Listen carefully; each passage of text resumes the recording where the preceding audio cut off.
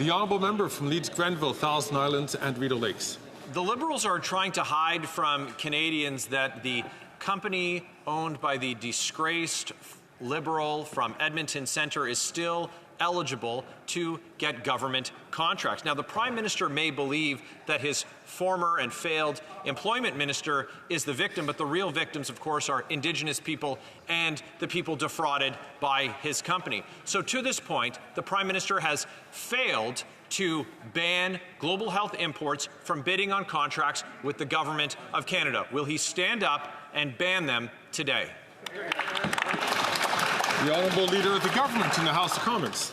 Thank you, Mr. Speaker. Mr. Speaker, we have been very clear in this House that that company was not on the list, and Indigenous procurement is for Indigenous people. But, Mr. Speaker, this is an attempt by the Conservative members of Parliament to distract from what is really good news for Canadians today. And the fact that we are going to give a break on GST for essential goods over the coming months, and we are going to support 18.6 million Canadians with a Canada Working benefit. Mr. Speaker, the question remains, will the Leader of the Opposition allow Conservative MPs to vote for it? Exactement.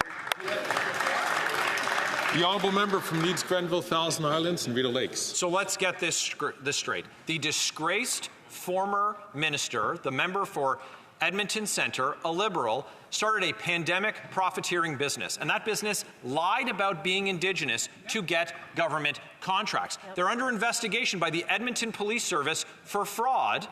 And this Liberal government is still allowing them to bid on government contracts. Now, they're saying they're not on the list for approved Indigenous-owned businesses. But what about for any other type of contract? Why is this Prime Minister determined to protect Liberal insiders, and why won't he ban his disgraced former minister from having these contracts? The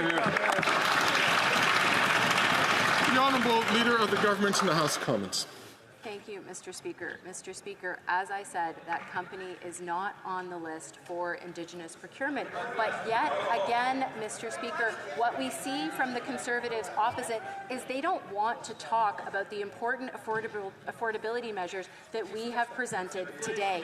They don't want to talk about the fact that they are going to vote against and oppose a GST break for millions of Canadians when it comes to essential goods. They don't want to talk about the fact that they are going to oppose a $250 benefit for working Canadians, Mr. Speaker. They're just not there for Canadians. Thank you, Mr. Speaker.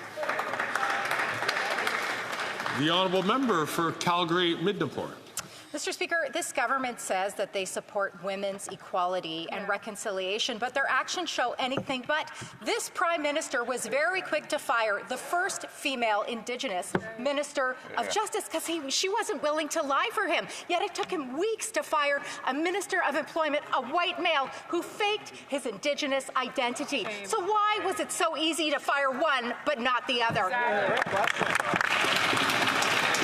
The Honourable Minister for Indigenous Services. Mr. Speaker, what's so encouraging, and I would say it's not often that I find something encouraging from the Conservative Party, but what is encouraging to hear is their staunch support for Indigenous procurement. And I agree with the Conservative Party. We have to work hard to make sure that Indigenous businesses are the ones that actually profit from Indigenous priorities. And so I want to thank the Conservative Party for keeping their eye on making sure that this country ensures Indigenous economic success. We'll do that together.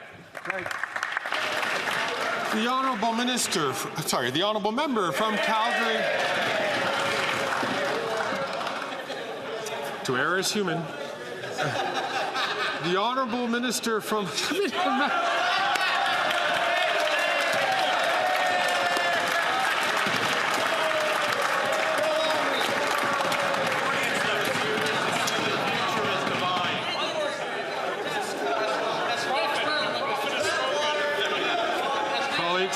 Colleagues, the honourable member from Calgary Midnapore.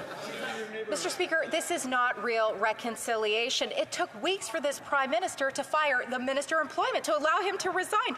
Real reconciliation, according to the former Minister of Justice, would have been to fire that Minister of Employment immediately. She says she's left to watch white people play ancestry Wheel of Fortune. She says it's shameful and it's destructive. So why did it take the Prime Minister so long to fire the Minister of Employment when it was so easy to fire a real female Indigenous minister? The Honourable Minister for Indigenous... Great, Mr. Speaker, to see so many questions on Indigenous priorities in this House, and I want to thank the member opposite and hope that she will work with her party to ensure the safe passage of Bill C-61, a Clean Drinking Water Act for First Nations has been co-developed with First Nations in this country. Mr. Speaker, there are many opportunities that the party opposite can support Indigenous priorities, and that's certainly one of them.